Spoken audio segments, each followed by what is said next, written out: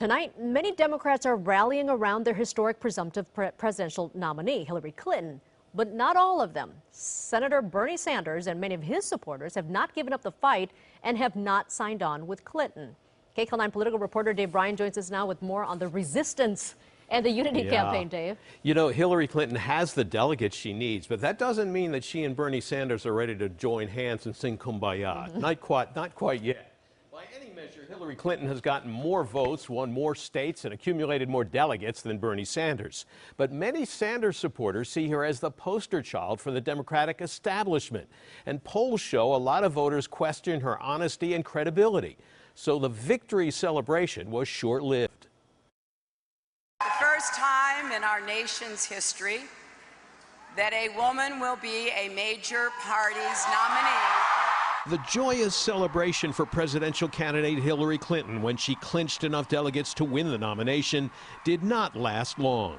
Just moments later, she was already working to heal the wounds of a long, bitter campaign by appealing to Senator Bernie Sanders and his very passionate supporters. Senator Sanders, his campaign, and the vigorous debate that we've had about how to raise incomes, reduce inequality, increase upward mobility have been very good for the Democratic Party and for America.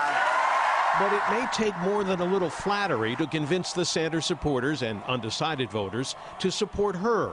In an interview with CBS Evening News anchor Scott Pelley, Clinton was asked about her image among voters. It is possible that your biggest obstacle is not your opponent, but yourself. 52% of the American people who participated in our CBS News poll have an unfavorable opinion of you.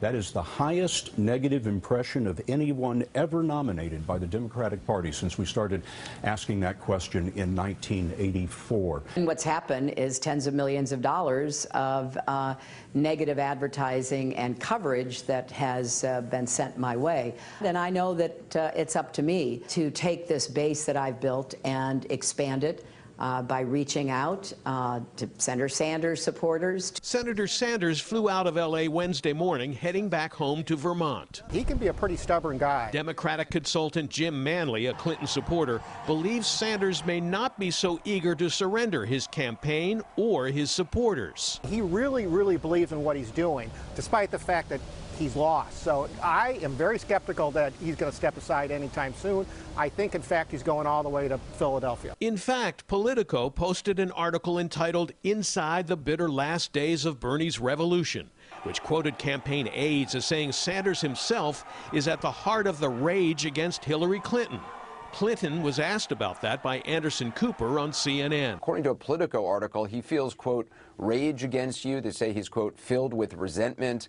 That's according to people in his campaign. How do you overcome that and overcome that in his supporters? I do intend to reach out to his supporters, and a lot of his supporters and our supporters share the same goals. We want to raise the national minimum wage. We want to make college affordable so it doesn't bankrupt kids and their families. We have a lot of the same goals. Now, we may have approached it somewhat differently, but our goals are the same. And contrast that with Donald Trump. I really believe a lot of Senator Sanders supporters will join us in making sure Donald Trump doesn't get anywhere near the White House. California Senator Dianne Feinstein, who helped bring together Barack Obama and Hillary Clinton when they reconciled their differences in the 2008 campaign, told CNN she believes Sanders will come around once he accepts that he lost. That's very hard to accept, but you do accept it. I've lost too. You do accept it.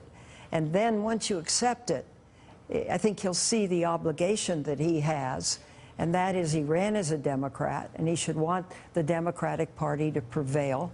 And the best of all worlds is to nominate Hillary by acclamation. And it would be quite wonderful if he would do that. Now, tomorrow, Bernie Sanders has scheduled a series of meetings in Washington, including a sit-down with President Obama, who may announce his endorsement of Clinton this week. But Sanders also has scheduled a rally with his supporters in Washington. The question is, does he end it there or take the fight all the way to the convention?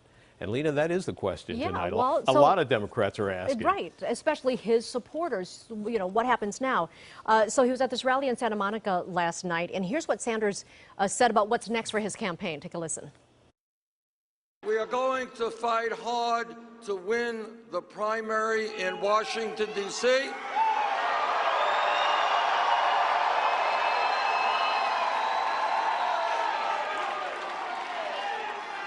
And then we take our fight for social, economic, racial, and environmental justice to Philadelphia, Pennsylvania. Okay, so it's not entirely clear what that means. What's your take on that, Dave? Well, you said it. It's not entirely clear, that's for sure. Look, Bernie Sanders may be a fresh voice to many Americans, but he's still a politician. And I've been listening to politicians for too many years, let me tell you. But when you examine his words closely from last night, to me, he was saying, we're going to campaign hard to win the last primary in Washington, D.C. next week. Then we're going to take our fight for economic and social justice all the way to the convention in Philadelphia. Well, it seems to me Senator Sanders stated it that way for a reason. If he decides to give up the political campaign for delegates, he can still push for a platform that recognizes and embraces some of the issues that are so important to him and his supporters. And by stating it the way he did at the rally, it gives him the flexibility to interpret that last line either way. And Lena, that is politician talk. Yes, it sure is. Dave, thank you.